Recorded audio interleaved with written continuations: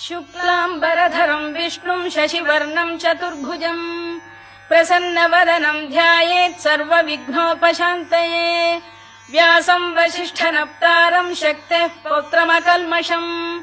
पराशरात्मजम् वन्दे शुकतातम् तपोनिधिम् व्यासाय विष्णुरूपाय व्यासरूपाय विष्णवे नमो वै ब्रह्मनिधये वासिष्ठाय नमो नमः अविकाराय शुद्धाय नित्याय परमात्मने सदैकरूपरूपाय विष्णवे सर्वजिष्णवे यस्य स्मरणमात्रेण जन्म संसारबन्धनात्